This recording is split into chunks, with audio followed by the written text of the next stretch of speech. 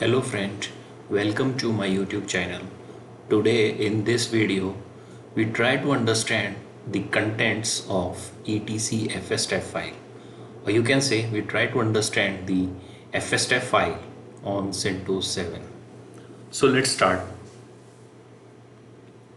Let me open the fstep file.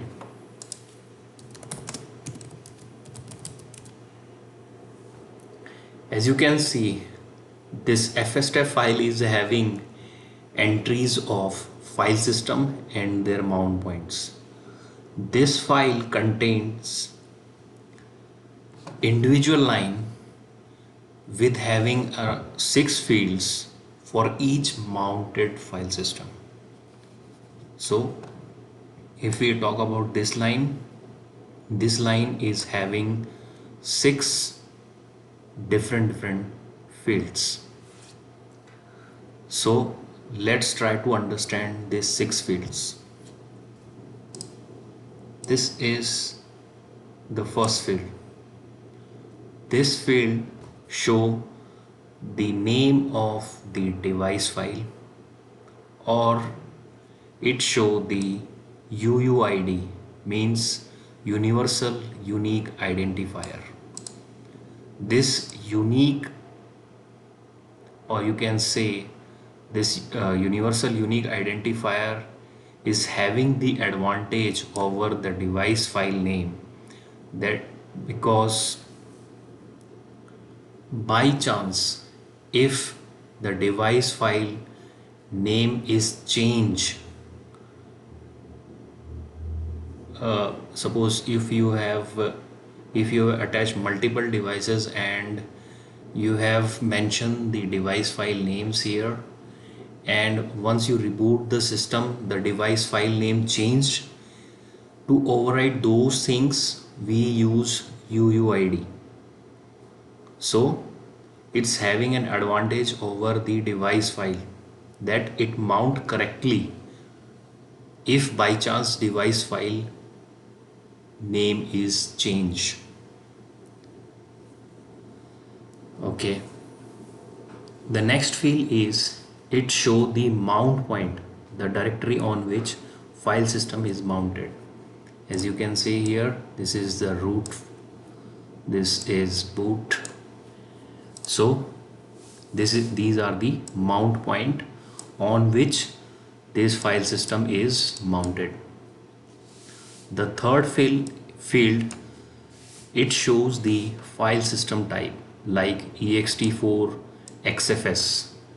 So these it will show you the file system type.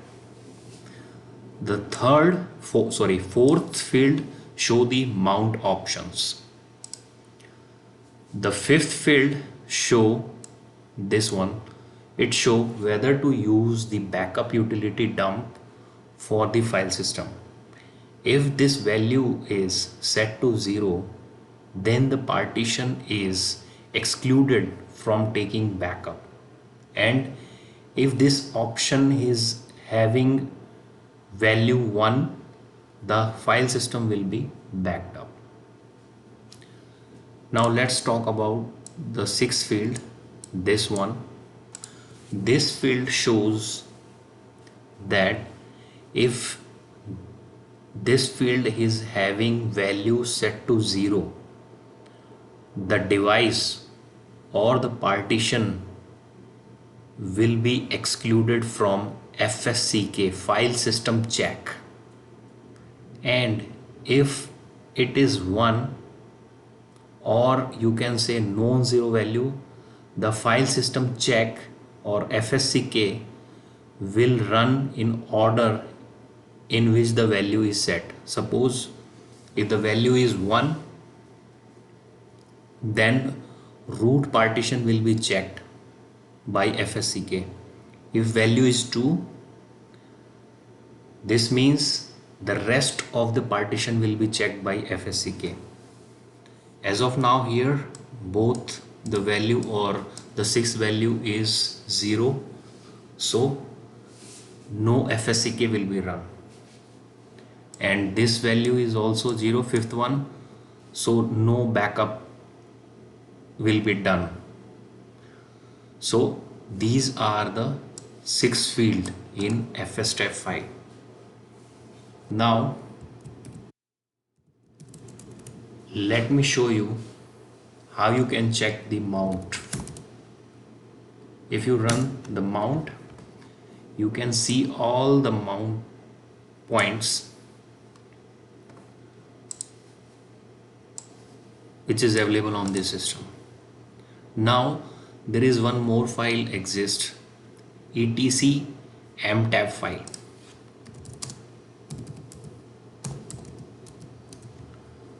This mtab file also lists the file system currently mounted and their mount points. It lists the file system currently mounted with their mount point. Now the kernel also keep information of mount points in proc mount. Let me show you.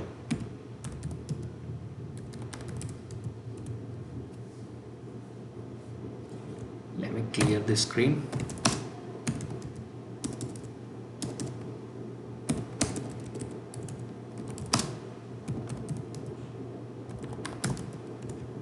Like this. So the kernel also keep information in proc mount which lists all currently mounted partitions. If you find any difference in between proc mount and etc mtab file, the proc mount data is always more current and reliable than etc mtab file. You can also check the mount point by running df-h command.